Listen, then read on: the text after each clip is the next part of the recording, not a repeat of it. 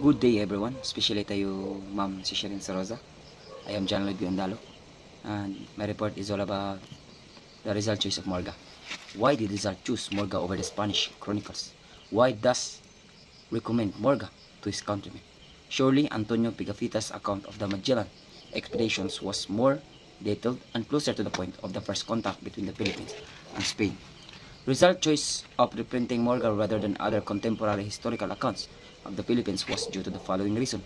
First, the original book was rare. Second, Morga was a layman, not a religious chronicler. Third, Rizal felt Morga to be more objective than the religious writers, whose accounts included many miracle stories. Fourth, Morga compared to religious chroniclers was more sympathetic to the Indians.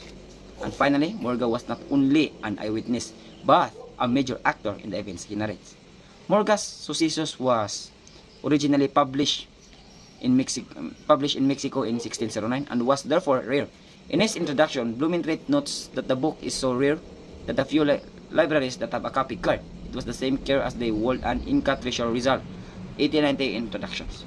In 1971, when G.S. Cummins of University College London edited and annotated the latest editions of Morga for the Hakluyt Society, he listed just 25 extant copies of the Morga in libraries and other research institutions. It is possible that there are some unrecorded copies in private collections, but it's safe to assume that there are less than 30 extant copies of the first editions Morga, Cummins 1971. Ironically, Morga was disseminated 259 years after its original publications, the Hakluyt Society in 1868, under the title of the Philippine Islands, Moluccas, Siam, Cambodia, Japan, and China, at the close of the 16th century. This is misleading since the book is basically on Spain and the Philippines and describes mainly how the colony was used as a foothold in Asia, from which other Spanish expeditions were launched. The original Spanish text of 1609 had never been reprinted in full until the annotated Rizal editions came of the process of Garnier Hermanos in Paris in 1889. After the Rizal edition, there was a magnificent edition by Wenceslao Emilio Ritana which saw print in 1909. Probably the most accurate editions, as the reproduced even the misprints of the original. Ritana also supplied a great amount of supplementary material in his extensive introductions and copious notes.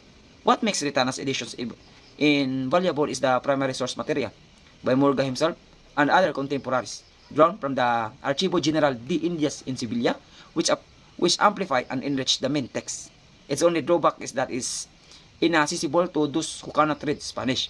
In the Philippines, Rizal Morga was issued in photo offset reproductions only in 1958, by which time few Filipinos know or cared for book in Spanish. An English translations of Rizal Morga was commissioned and published by the Jose Rizal National Centennial Commission in 1961, but has proven unsatisfactory compared with the most popular English editions of Morga at present, that by G.S. Cummins published by the Hakluyt Society in 1971. These bibliographical notes not only stress the rarity of the original but also reveal the Rizal was not satisfied with the Stanley edition, which he thought contained errors, fact and interpretations which required corrections. In the 8th chapter, for example, it is detailing descriptions of these sexual habits of the pre-Hispanic Indians, like Magellan's chronicler Antonio Pigafetta, 1968. Morgan noted that use of penis rings or sangras by the Indians. Rizal annotations fall into two categories. First are the straightforward historical annotations, where Rizal amplifies or connect the original. Second are the annotations which, through historical base, reflect a strong anti-clerical bias. The latter is something not to be expected in a scholarly work, but these notes give Rizal editions its distinct flavor. Rizal branded religious interpretations of events as pious lies 190. Rizal emphasized that Morga Sucesos was devoid of the characteristic use of China interpretations of historical event which was popular for the friar chroniclers of the 16th to the 18th centuries.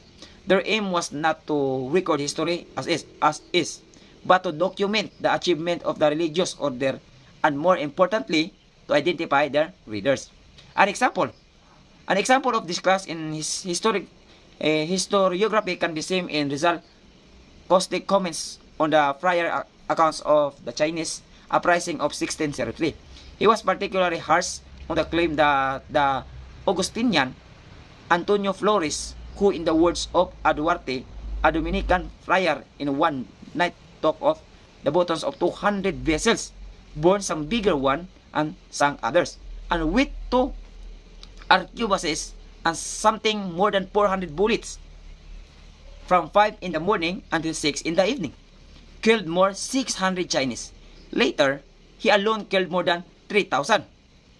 In 3,225 non-seconds. To challenge this account, Rizal cited contemporary account of the Chinese uprising written by laymen, which made no mention of the miracle of Este Francis according to Rizal.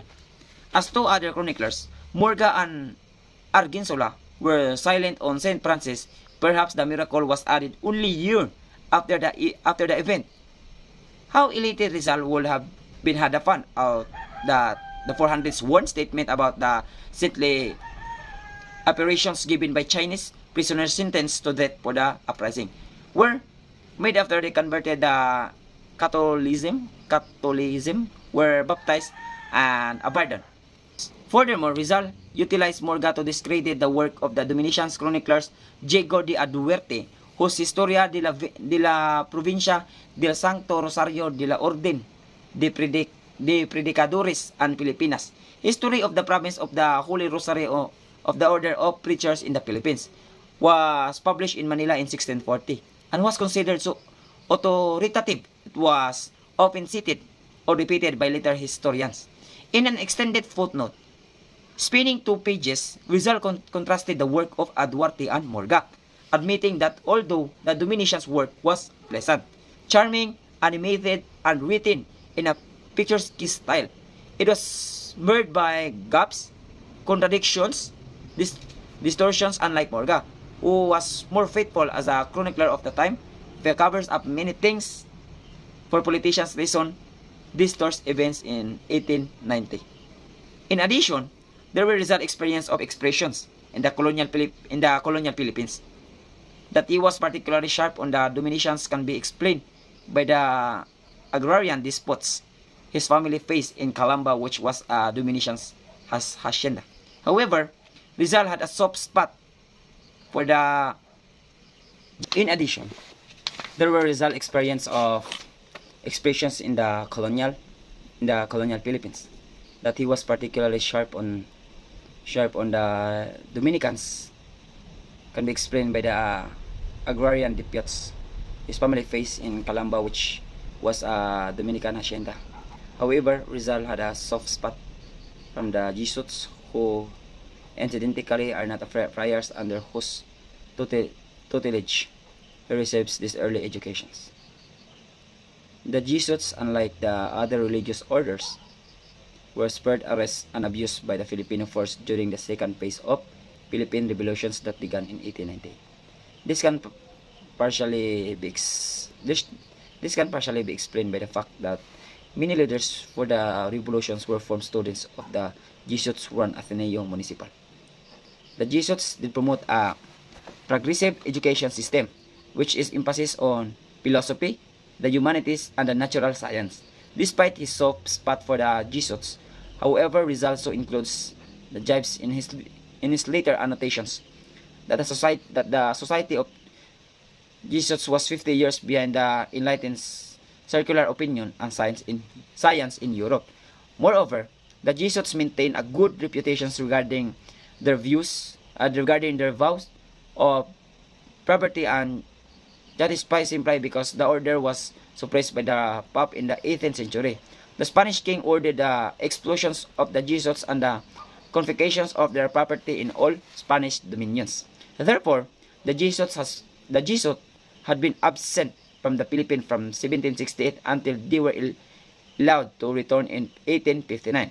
Upon their return, the other religious order that had taken over the property refused to yield both physical and ecclesiastical jurisdictions. Thus, the Jesuits were sent to establish missions in the southern, predominantly Muslim island and Mindanao. A twist of history made them lose an opportunity to become a wealthy landowning religious corporations despised by Indians.